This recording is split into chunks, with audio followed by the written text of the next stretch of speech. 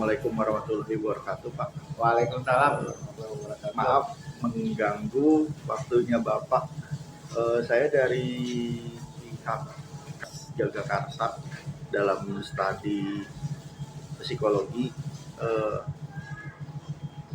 pengen sedikit menanyakan tentang metode pembelajaran di sekolah SMA 106 ini sih sebenarnya, Pak.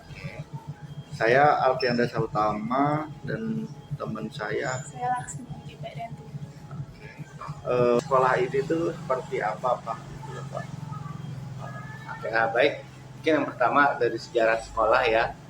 SMA 106 itu sudah berdiri sejak tahun 1990, tahun 90-an itu sudah berdiri, tapi dengan namanya bukan SMA 106.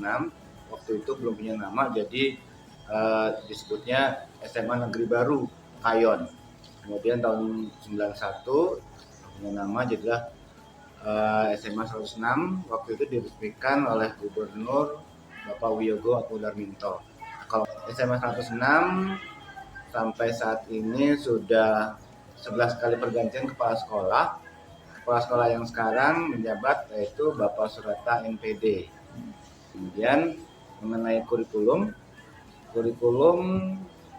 di 106 itu kita ada 2 untuk yang tahun ini. Tahun pelajaran 2022-2023 yang kelas 10 kita menggunakan kurikulum Merdeka. Sedangkan kelas 11 dan kelas 12 masih kurikulum 2013. Gitu. Kurikulum Merdeka di sekolah-sekolah negeri. Jadi memang kita ikut aturan dari pemerintah. Selain juga dari kementerian, mungkin baru tahun depan ya resminya diluncurkan seperti itu. Tapi karena kita DKI, kita harus menjadi pilot atau pelopor. Jadilah tahun pertama ini sekolah-sekolah negeri itu wajib memakai kurikulum Merdeka. Karena kalau 2 tahun yang lalu itu ada namanya sekolah penggerak. Sekolah penggerak itu dia sudah duluan pakai kurikulum Merdeka, tapi hanya kalau di DKI kurang lebih ada 5 sekolah negeri dan swasta. Jadi kalau itu tahun kemarin, kalau tahun ini berarti mereka udah tahun kedua, atau di fasenya udah masuk fase F seperti itu. Kalau kita kelas 10 itu baru di fase E. Ya, kira-kira begitu. Terus model pendekatan dari guru-guru di sini kepada siswa itu seperti apa, Pak? Terutama siswa yang mengalami kesulitan belajar itu sendiri, Pak. Kalau pendekatannya biasanya kita sih dengan ceramah ya, ada ceramah, utamanya ceramah, kemudian ada juga diskusi kelompok seperti itu. Kemudian ada dalam saat pembelajaran ya seperti biasanya namanya juga anak-anak yang pasti kita mengalami kesulitan, ada yang mungkin kurang konsentrasi atau ada yang punya masalah di rumah seperti itu. Biasanya kalau misalnya kita di kelas belum bisa mengatasinya, kita langsung bawa ke BK-nya, ke guru BK-nya, ada di ruang BK. Konselingnya itu konseling ya, konseling. Kemudian kalau misalnya nanti ternyata di konseling masih belum ada perubahan nih gitu ya, kita naik lagi ditangani oleh kesiswaan seperti itu. Ya. Kegiatan praktikumnya apa saja yang sering dilakukan ya? Oke. Nah, praktikum biasanya kalau praktikum itu kan pelajaran-pelajaran IPA ya, biologi, kimia, fisika, atau kalau ini ada komputer juga. Nah, pelajaran-pelajaran itu biasanya praktikumnya di lab. Kalau nggak bahasa, ada di lab bahasa juga. Cuman untuk yang di lapangan, kita bisa ada di lapangan, itu penjas, kayak gitu. Mereka juga di sekolah ada sarana-sarana juga ya tadi. Iya. Sarana prasarana juga. Kita punya gazebo, jadi untuk yang di lapangan tapi ada tutup jendela. Kemudian untuk perpustakaan juga ada di belakang.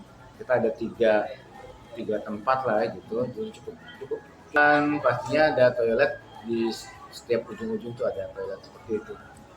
Untuk lingkungan sekitar sekolahnya sering digunakan nggak untuk pembelajaran? Pembelajaran di luar kelas itu sering dilakukan guru-guru, terutama mengenalkan para siswa dengan lingkungannya di sekitar sekolah, misalnya di taman gitu kan. Ada juga kalau di kebun belakang itu ada greenhouse juga, tadi saya lupa menyebutkan, untuk mengenal berbagai. Untuk keaktifan murid sendiri itu menurut Bapak gimana ya? Kalau untuk berdiskusi, tanya jawab, seperti itu. Seperti di sekolah umum lainnya, kalau keaktifan itu anak-anak tergantung dari materinya. Kadang-kadang gitu, kalau materinya kira-kira anak-anak senang, wow, mereka loh asik, suka bertanya, sering banyak yang nanya, ada juga yang menanggapi, seperti itu. Diskusinya hangat lah gitu ramai. Tapi kalau misalnya materinya kayaknya nggak resep gitu, males gitu kan, jadi bawaannya ya jadinya sepi aja gitu. Jadi kadang-kadang guru cuma capek nerangin aja gitu, ditanya udah ngerti nggak, diem. Ada yang ditanyain nggak, diem lagi gitu kan, ya gitu. Jadi akhirnya kembali ke kita sebagai guru, kemampuan untuk mengorek, mengulik tadi itu, seperti itu. Untuk prestasi di sekolah ini yang terbaru itu apa sih? Kalau prestasi mungkin ini ya, kalau di tahun 2023 yang masuk perguruan tinggi negeri dari jalur prestasi SMBP itu tahun ini sampai 38 anak dari yang eligible 110. Itu di web sekolah. Kalau misalnya informasi lebih lanjut lagi bisa buka. Oke, nanti sambil kita bukain web sekolahnya juga. Terima kasih banyak Pak.